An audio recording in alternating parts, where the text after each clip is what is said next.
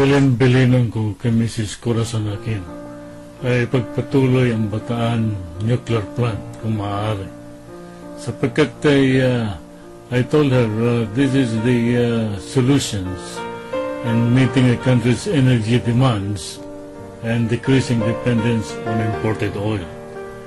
Ngunit ayaw niyang tanggapin ang aking mungkahi.